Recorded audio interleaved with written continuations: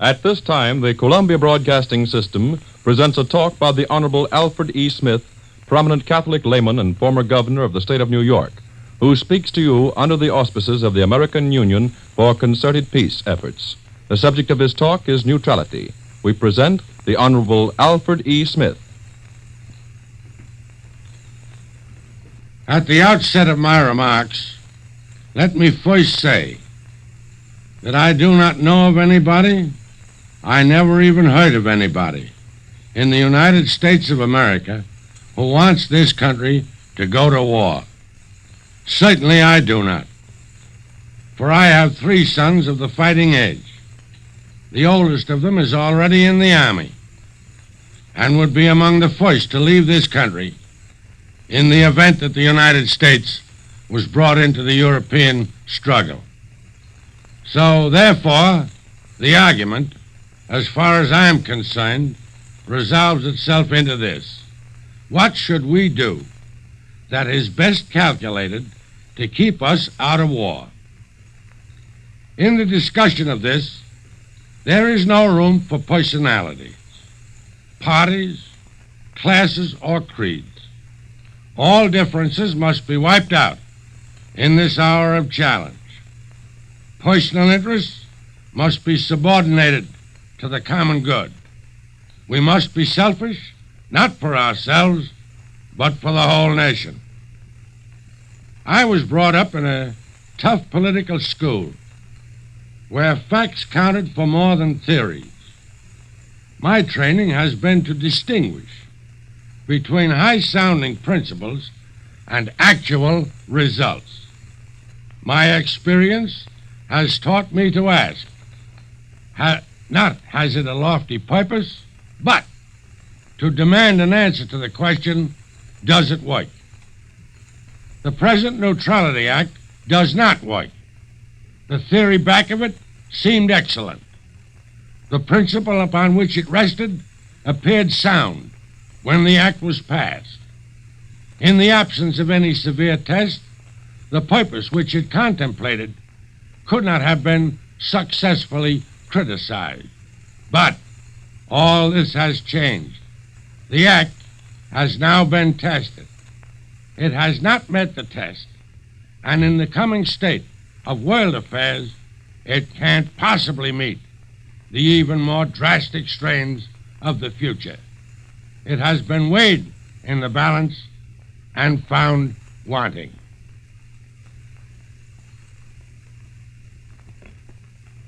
I am not the least bit interested in the language of any of the acts so far suggested, nor for that matter in any act that may hereafter be suggested as to its details. What I am interested in, however, is what course which is best calculated to keep us from being drawn into the European war. This is no time for technicality. We should have a prompt decision by Congress on the merits of the question. I don't mean to discourage debate. There is a real question to be argued. What I do advocate, and I'm sure the overwhelming majority are with me, is that the debate shall be on the real issue and not on obscure or minor considerations. Personally, I am not interested in the argument as to whether or not we should return to so-called established principles of international law. I am not a student of law, but I'm ready to defend the proposition that there is no respect for international law at this time. Similarly, I take no stock in quibbling over constitutional questions in connection with the proposed substitute for the present Neutrality Act. Apparently, there are some learned people who think we should give a lot of time to a discussion of whether the Constitution of the United States permits Congress or the Senate, as well as the President, to decide that a foreign war exists. What is the difference? The President's decision would be based on conferences with congressional leaders anyway, and would be subject to review by Congress. In a crisis, there is no time for legalistic hair-splitting. Let Congress go straight to the real issue, and let Congress decide it. Because, after all, Congress speaks for all the people of the country. At least, that is my understanding of democratic representative government. The Neutrality Act, as it stands today, prevents the sale to a belligerent nation of any completed implements of war, but it allows the sales of many types of uncompleted implements of war, as well as all kinds of general materials and supplies. These words are taken from the speech of the President of the United States when Congress convened last week.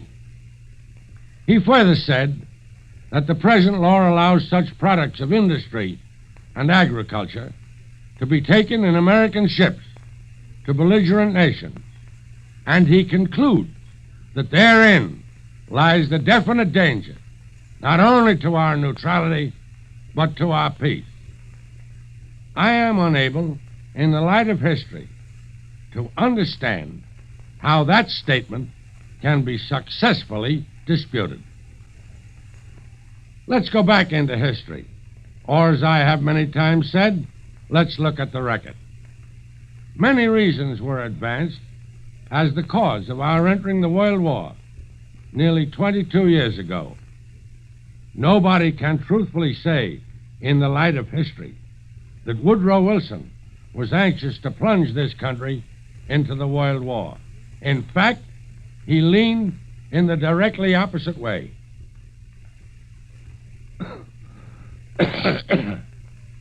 Long before he called upon Congress to declare war against the imperial government of Germany because of the sinking of American ships, there was a distinct feeling throughout this country that we should go to war to vindicate the dignity, the majesty, and the sovereignty of this great republic. In a conversation with his secretary in 1916, after a submarine had sent an American ship to the bottom, he said, "I will not be rushed into war, no matter if every last congressman and senator stands up on his hind legs and proclaims me a coward." However, in the latter part of January 1917, Germany announced to the United States that she was going to begin on February the 1st unrestricted submarine warfare in the zone around the British Isles, and undertook to specify the route which a restricted number of American ships might take through this zone. When the Secretary to the President brought that associated bulletin to the White House and showed it to the President said, "This means war. The break that we have tried so hard to prevent now seems inevitable." And here we are, under the present Neutrality Act, facing the exact situation. The law as it now stands allows supplies to a belligerent country to be carried in American ships, supplies which will be needed for the prosecution of the war, although not named in the Neutrality Act. But all of that seems to me to be entirely beside the question, in view of the attitude of the German government as shown by the destruction of 2 Swedish steamships. The attitude of Berlin to the sinking of these 2 ships clearly indicates that the German government does not recognize any difference between the goods covered by the American embargo and the goods that are not covered by the embargo.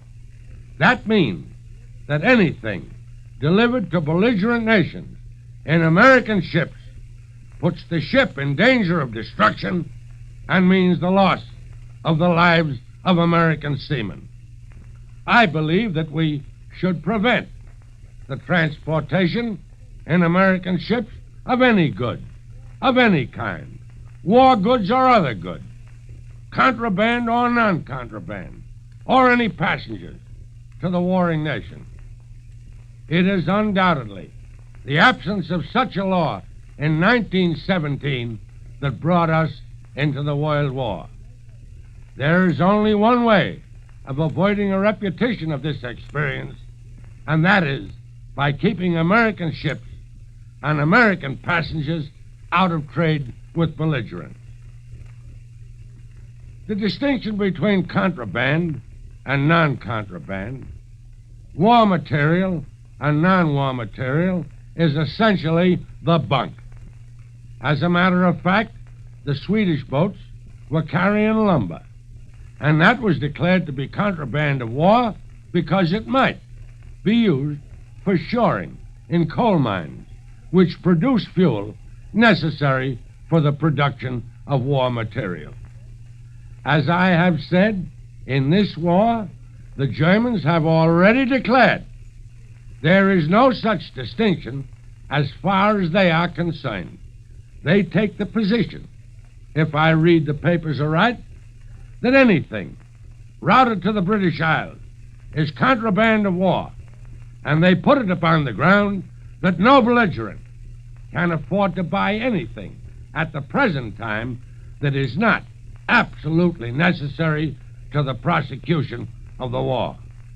In view of this, and in the light of the German attitude to the sinking of the Swedish ships, those who oppose amendment to the present Neutrality Act are compelled to take the position, let them sink the ships. Those who desire the Neutrality Act amended take the position that we will not let the ships go where they can be sunk. The Bible speaks of beating swords into plowshares. By the same token, plowshares can be beaten back into swords.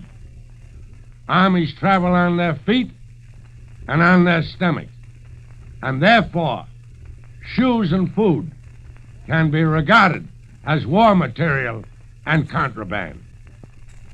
Under these circumstances, we should keep American ships and American passengers out of the export business and let the purchasers come and get what they need by paying cash and carrying it away in their own ships.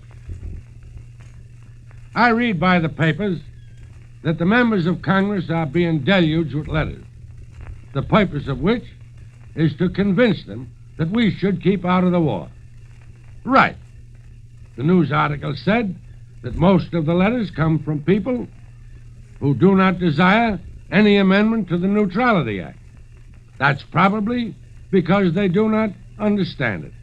And I would suggest that those who believe in the amendment, after a study, that the amendments are best calculated to keep us out of war, should also write to their representatives in Congress. Therefore, I repeat, the question before Congress is which of the two measures is best calculated to keep us out of war, the present Neutrality Act or the amendments suggested by the President. It is because I firmly believe in my heart and soul that the amendments suggested by the President are best calculated to save us from the scenes that we witnessed in 1917 when our American boys were starting for France.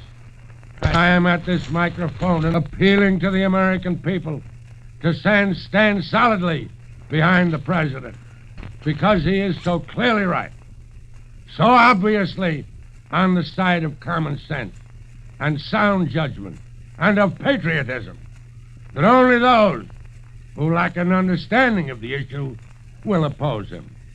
I urge this with all the sincerity I possess, with the profound conviction that I speak for the good of the nation in which we all love so much. You have been listening to a talk on the subject, Neutrality, by the Honorable Alfred E. Smith, former governor of the state of New York, who spoke to you under the auspices of the American Union for Concerted Peace Efforts. This is the Columbia Broadcasting System.